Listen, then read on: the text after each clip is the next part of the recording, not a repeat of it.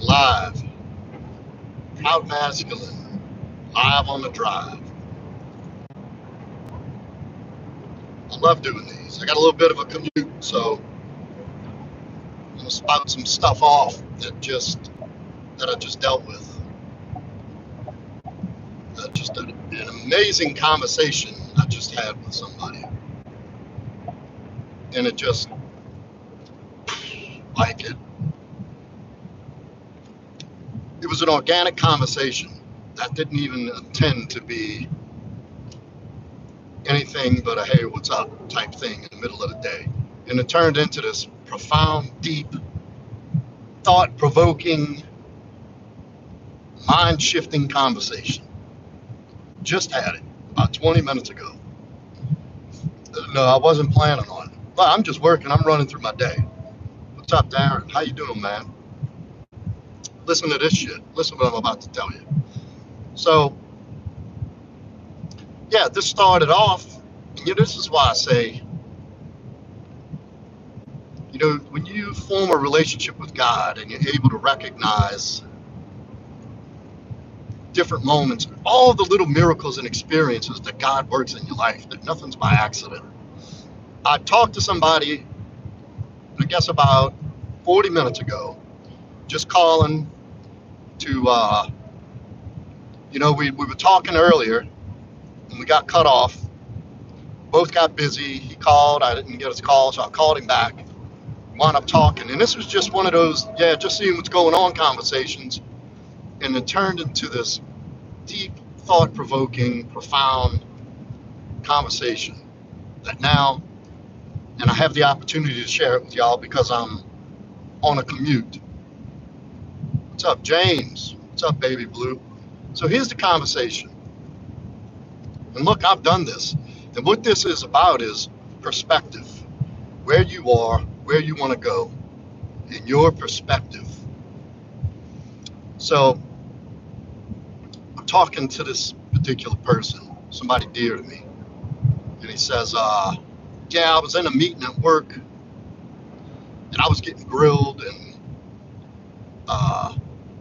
what's going on about this and that and telling me this. And what ultimately happened is the person I was talking to went to the person in the meeting, got questioned about some stuff he was supposed to take care of. And it kind of got mixed up in between two people. There's a lot of people involved, and he kind of got left out. So the thing didn't happen. It was scheduled, and so it started as a conversation about that. But it got into basically the person I'm talking to saying, "Yeah, and I got cornered with all kind of other shit, this and that, and this and that." And look, I've been guilty of doing the same thing. And what dawned on me is, here's what you got to think about, guys. When you shoot for bigger and better things, when you aspire to grow and level up and create this amazing life, you got to pay close attention, and you got to be careful of your perspective on what the things that are happening to you are. And it's always so important to keep in mind that life is happening for you, not to you. The things that go on in day-to-day life and the things that seemingly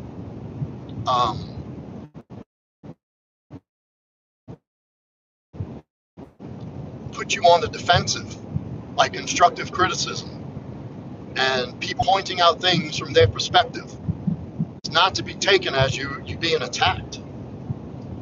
It's actually these integral points of growth where you have these realizations.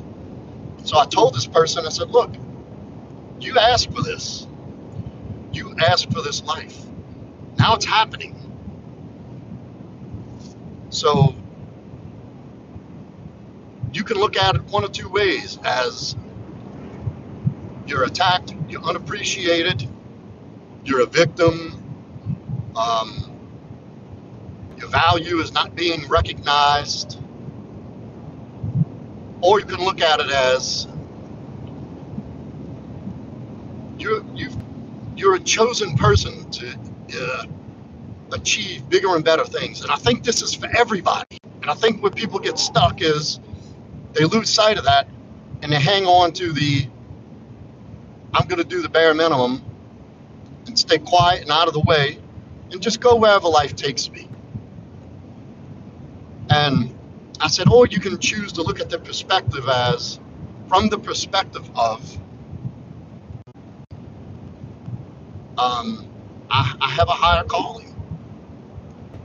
So the people who are in your life that really care and see your true potential are going to set higher expectations for you than you will yourself, seeing the potential you can't quite see yet. And so it's so important that you carry yourself and live day to day with the attitude of life is happening for you, not to you. Because you can look at things as, this is my path. I'm going to have to do harder shit. I have to overcome more, because that's the only way to reveal your potential, is the things that you experience and go through. And every time you make it through something and overcome something or achieve something, that's just more evidence that you can. You can and you will, and you keep going and you keep getting challenged. People aspire and pray and say they want a better life and they know there's more. Well, that nothing in life, everything you do comes with a price. For example, you decide to eat like shit and do alcohol and drugs and not work out, and the price you pay is your mind goes to shit, your body goes to shit, you lose purpose in life, and you have a low quality of life, and chances are when you get older, you're going to have a bad quality of life, you're going to be sickly and weak. So, say a person decides that they want to be fit and have a quality of life and stay active, well, the price you pay is you have to be more disciplined. You have to eat better. You have to train. You have to go do things when you don't feel like doing them. That's the price. But no matter which direction you go in, you're paying a price. You're paying for it. Everything's a trade-off. And the thing is what are you willing to trade? What's the price you're willing to pay? Because you're going to pay a fucking price one way or the other. So I broke it down like this. Don't ask for a higher calling and a successful future, and then complain when the opportunity presents itself to prove that you are that person, and take the steps that's necessary to achieve that. Because there's no easy way.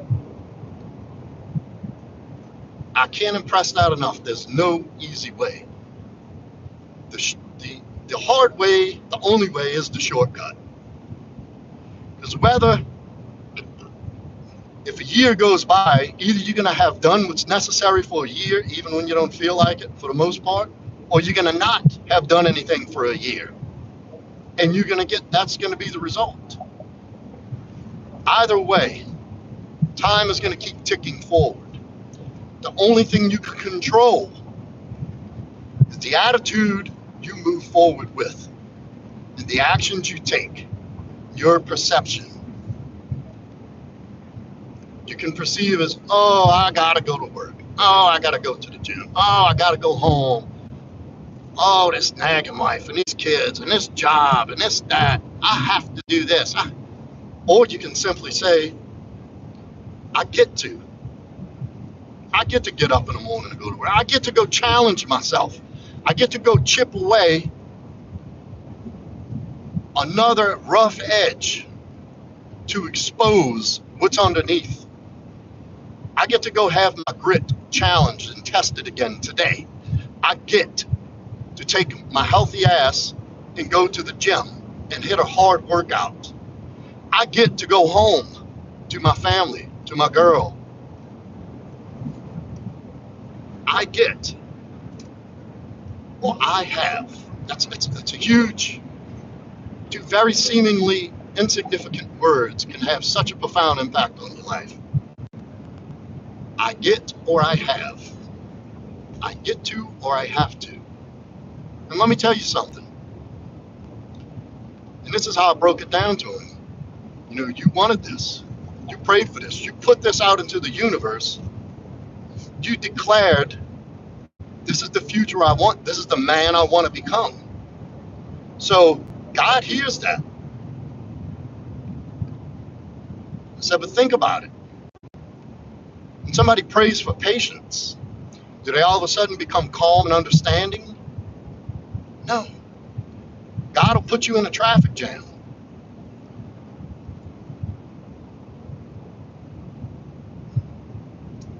All right, here we have the unintelligent, unthought of knee-jerk response from Yogi, y'all. And here's why I say it's all about perspective. This is Yogi's perspective. So I get to live in pain and agony and deal with horrible people, and I get to get fucked every time I don't murder the people that make my life harder. That's clearly you want to make yourself a victim. There's nothing I can do about that. I can tell you how you can say you get an opportunity. Yes, you get an opportunity to make a choice not to murder people. If you have people in your life that you want to murder, find better people to surround yourself with. And anybody who makes your life harder, that tells me you have absolutely no control over your life or yourself. If people are making, you know, as if, you know, these people are holding you hostage and bounding you to a chair and say, this is it. You're here. You're my hostage. I'm going to make your life harder every day. That's choices, brother. Your perspective and attitude is also a choice. I hope you find a better outlook to move forward with. Maybe I did miss the point, but there's the retort. So that's just a very polarizing knee-jerk response for the sake of trying to prove me wrong. But good luck.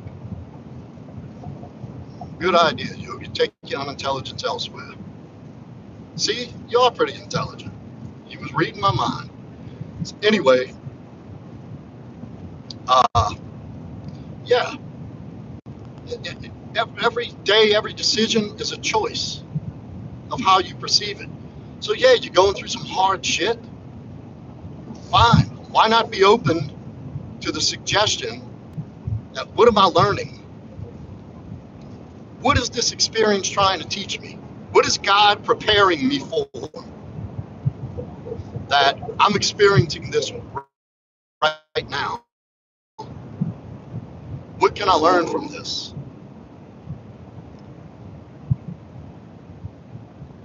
All right, Yogi. I thought you were taking your unintelligent self elsewhere. Never claimed to be a teacher, brother. Stick around. I might teach you something by accident. So, like I said, it's all a choice. It's a matter of perception. It's decisions. And at any point in any day, any time of day, no matter the circumstance, you get to make a decision. You get to make a decision on how you're going to perceive life and take part in the outcome. And the outcome is largely up to you and how you perceive it, and take the information and situation you're in and turn it into good. So remember, and that was it. That was kind of it. I know it kind of went off the rails a little bit, but it just hit me so hard. It was so profound. When I hung up the phone, I was like, damn, that conversation turned into something.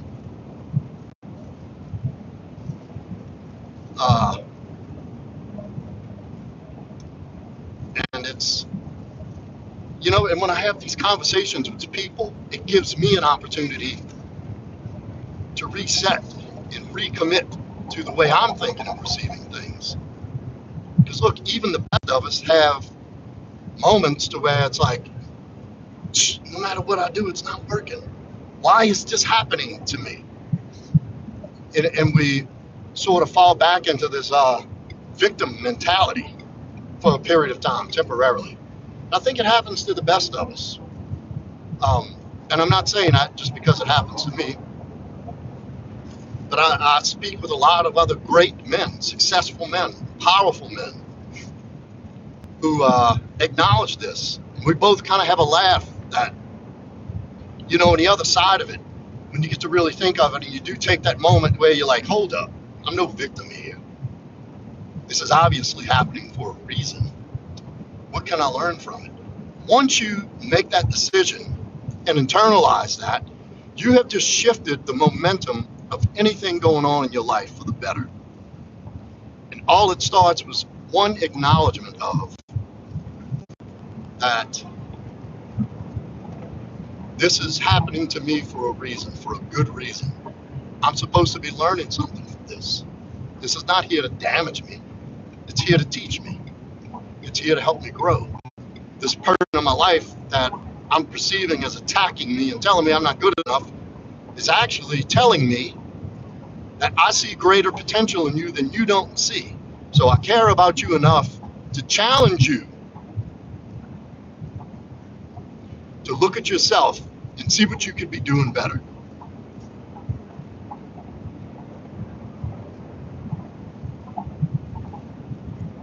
Um, yes, Quiet King. What the hell happened to you last night?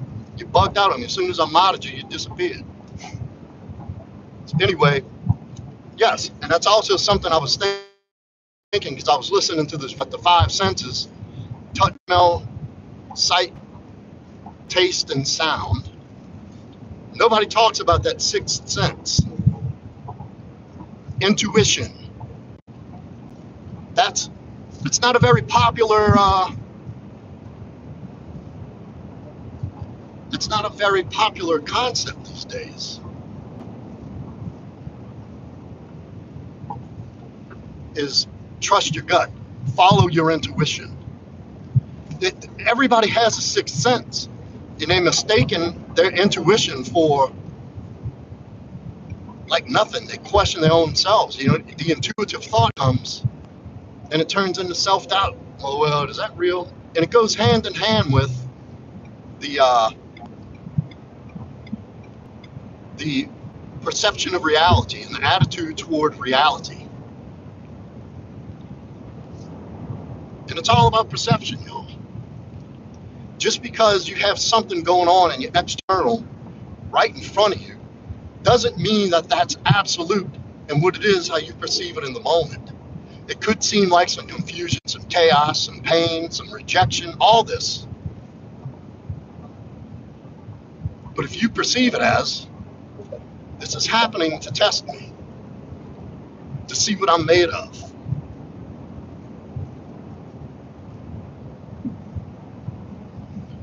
Dev, I'm glad you say that. That's a great point. It says the day never comes, neither does the motivation stay, and I fall back into the terrible routine. Well, brother, if you've heard any of my stuff, this is why I preach discipline. Discipline trumps motivation 8 days a week, brother. Motivation's not guaranteed. Motivation is fickle. Motivation's not reliable. If I hear people say, what motivates me to do this?